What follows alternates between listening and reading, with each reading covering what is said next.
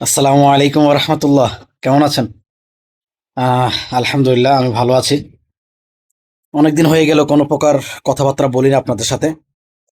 তো আজকে যে কথাটা বলবো সেটা মানে আমার মনে প্রশ্ন জাগছে আর কি। হ্যাঁ, আমি ভাবতেছি আজকে বেশ কয়েকদিন, যেমন শহীদ ওসমান হাদি রহিমাহুল্লাহ মারা গেল আপনার কত উম, প্রায় 17-18 দিন হয়ে গেল, 17-18 দিন শেষ। কিন্তু আফসোসের বিষয়, এত বড় একটা ফিগার, এত বড় একজন পাবলিক ফিগারের হত্যার বিচার হতে 18-19 দিন লেগে যাচ্ছে। এর থেকে আপনি চিন্তা করুন, বাংলাদেশের বিচার ব্যবস্থা কত দুর্বল, কত ফ্রেজাইল, কত মানে ডাউনফল এটা আমাদের জন্য। তারপরে আপনি দেখেন, আহ, কি বলবো, ওসমান হাদি রহিমাহুল্লাহ, শহীদ ওসমান হাদি রহিমাহুল্লাহ তো এই তো সেদিনের লোক। সাগর রুনির মতো এরকম একটা হাই লেভেলের এলিট লোকের একজন মানে ইন্টেলেকচুয়াল জার্নালিস্ট, এদের শুনানি এই পর্যন্ত 130 বারেরও বেশি পিছানো হয়েছে। তাহলে এই যে পাবলিক ফিগারের বিচার করতে যদি এতদিন লাগে, পাবলিক ফিগারদের বিচার করতে যদি আপনার এত বিভ্রান্তি শিকার হতে হয়, এত চক্কর দিতে হয়, এত আন্দোলন করতে হয়, দেখেন শাহবাগে কি পরিমাণ মানে আন্দোলন চলছে, দাবি চলছে বিচার করার জন্য শুধুমাত্র ওসমান হাদির রহিমাহুল্লাহ, শহীদ ওসমান হাদি রহিমাহুল্লাহ। আম, আপনি চিন্তা করতে পারেন আমাদের মতো সাধারণ লোকদের কি অবস্থা হবে, যাদেরকে কোনো পাওয়ারফুল ব্যক্তি কোনো কারণে জমি দখল করে ফেলেছে, হত্যা করেছে, অথবা মিথ্যা মামলায় জেলের মধ্যে বন্দি করিয়েছে, এসপিকে, আইএসকে টাকা ঘুষ দিয়ে, বিচারকদেরকে, উকিলদেরকে ঘুষ দিয়ে যারা এভাবে লাগিয়েছে, তাদের তো অস্তিত্বই শেষ হয়ে যাবে। তাদের খবর তো কেউ নিবে না। এমনকি আপনারা যারা সাধারণ জনগণ আছেন, তারা অনেকেই জানেন যে এই আমাদের বাংলাদেশে এরকম ঘটনা ঘটেছে। আপনার 17 বছর পরে, 13 বছর পরে মুক্তি পেয়েছে নির অপরাধ লোক। শুধু বাংলাদেশে না, পৃথিবীর বিভিন্ন জায়গায় এরকম হচ্ছে। তাহলে আজকে গত 54 বছর আমাদের বাংলাদেশ স্বাধীন হলো। আসলে কি আমরা স্বাধীন? আমরা মনে হয় সো কোল্ড তথাকথিত স্বাধীন, বাস্তবিক অর্থে আমরা সাংবিধানিকভাবে স্বাধীন নয়, কাগজপত্র স্বাধীন নয়। তারপরে আমাদের কৃষ্টি, কালচার, কাস্টমে, আমাদের বিচার ব্যবস্থায়, আইন প্রশাসনে, আমাদের রাজনৈতিক আহ, আপনার ইস্তিহারে আমরা কিন্তু স্বাধীন নয়, আমরা কিন্তু পরাধীন। আমরা রাজনৈতিক সিদ্ধান্ত বলুন, সামাজিক সিদ্ধান্ত বলুন, আইনি সিদ্ধান্ত বলুন, বিচারিক সিদ্ধান্ত বলুন, সবগুলি নিতে হয় কোনো না কোনো আহ, উপর এলিট লেভেলের লোকদের কাছ থেকে। আর সবচেয়ে বেশি অত্যাচারিত হচ্ছে আমরা ভারতের দ্বারা। ভারতের এই আধিপত্য আমাদেরকে শেষ করে দিয়েছে। আজকে গত 54 বছর হয়ে গেছে, না আমাদের আর্মি একটা বুলেট তৈরি করতে পেরেছে, না একটা অস্ত্র তৈরি করতে পেরেছে, না একটা বোমা বানাতে পেরেছে, না আমাদের নেভিরা না একটা জাহাজ বানাতে পেরেছে, আমাদের এয়ারফোর্সরা না একটা বিমান বানাতে পেরেছে। মানে বড় আফসোস লাগে, আমাদের অটোমোবাইলস না একটা গাড়ি বানাতে পারছে না। এই যে বাংলাদেশে যত ফুট ওভার ব্রিজ রয়েছে, তারপর এলিভেটর রয়েছে, না সেগুলো আমরা সিঙ্গেল মানে এককভাবে হ্যান্ডেল করতে পেরেছি। তাহলে আমরা কি করেছি? কাদের হাতে আমরা ক্ষমতাগুলো দিয়েছি? কাদের হাতে আমরা ক্ষমতাগুলো দিয়েছি? তো বড় আফসোস লাগে। আমার মনে হয় না, আমি মাঝে মধ্যে আফসোস করি, আমি মাঝে মধ্যে আফসোস করি যে এই বাংলাদেশে মানে জন্মগ্রহণ করাটা, মানে আল্লাহ পাক রব্বুল আলামিন আমাকে এই বাংলাদেশে জন্ম, এই বাংলাদেশে মানে জন্মগ্রহণ করার যে ইচ্ছা উনি করেছেন, এটা আমি নিজের কপালের জন্য দুর্ভাগ্য মনে করি।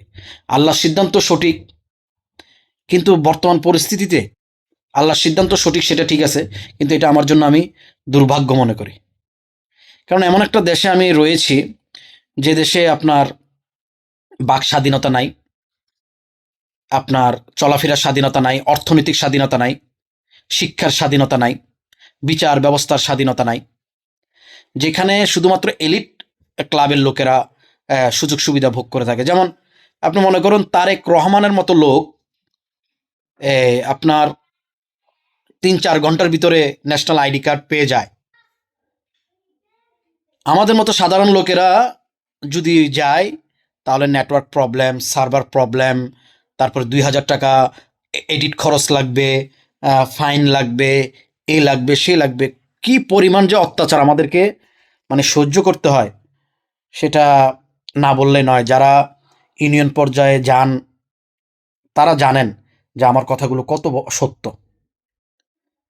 তো আমি আপনাদেরকে আর কি বলবো, এখনো আপনাদের কাছে সময় আছে। সাধারণ জনগণে আমরা আমরা আমরা নিজেরাই আমাদের ভাগ্যের এই নির্মম পরিহাসের জন্য দায়ী। আমরা নিজেরাই আমাদের ভাগ্যকে আমরা মানে অর্থাৎ নিজের কপালে নিজেই নিজের বলে না, নিজের পায়ে নিজে কুড়াল মারা। তারপরে আমাদের গ্রাম্য ভাষায় একটা নোংরা কথা আছে, কিন্তু নোংরা কথাটাও খুবই সত্য। অর্থাৎ মানে অর্থাৎ কচু, অর্থাৎ নদী দিয়ে ভেসে যাচ্ছে, সেটা এনে আমার বায়ুপথে ঢুকিয়ে দিলাম। হুম, মানে অর্থাৎ নিজের পায়ে নিজে কুড়াল মারা। গত ৫৪ বছর ধরে সাধারণ জনগণরা নিজের পায়ে নিজে কুড়াল মেরেছে। আমি জানি সে দুর্নীতিবাজ, আমি জানি সে নীতিহীন, আমি জানি সে লম্পট চরিত্রহীন, আমি জানি সে জুলুমবাজ, বল প্রয়োগকারী। তারপরেও তাকে ভোট দিয়েছি। ৫০০ টাকার বিনিময়ে, ৩০০ টাকা বিনিময়ে, বৃদ্ধ ভাতার বিনিময়ে, বেকার ভাতার বিনিময়ে, এক বস্তা চালের বিনিময়ে তাকে ভোট দিয়েছি। তো মাঝে মধ্যে খুব ইচ্ছা করে এই দেশটা ছেড়ে চলে যায়। একবারে প্ল্যান করে ফেলছিলাম এই দেশটা ছেড়ে চলে যাওয়া, পাসপোর্ট বানায়ও ফেলছিলাম, কিন্তু মহান রব্বুল আলমিনের হুকুম, ইচ্ছেও করছে না। এক প্রকার যখন ইচ্ছা করছিল আমি পাসপোর্ট বানাই ফেলছি, কিন্তু পাসপোর্ট বানানোর পর আর ইচ্ছা হচ্ছে না।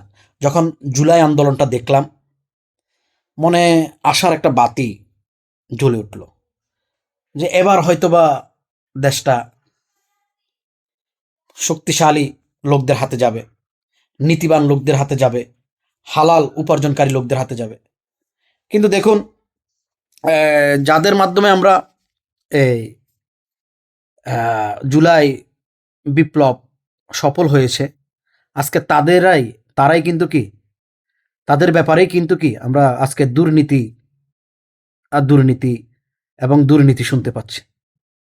ওসমান হাদি বলেছিল যে লোকটার হাতে অলওয়েজ আমরা অ্যান্ড্রয়েড মোবাইল দেখতাম, যে লোকটা ৩০০ টাকার ৫০০ টাকার শার্ট কিনে পড়তো, সেই লোকের গায়ে এখন ৫,০০০ টাকার দামের শার্ট।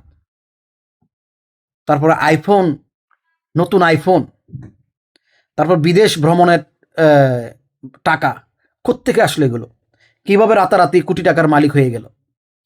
এই ধরনের প্রশ্নগুলো ওসমান হাদিকে কিন্তু কি সবসময় তাড়না দিয়েছে, সবসময় তাকে বিরক্ত করেছে।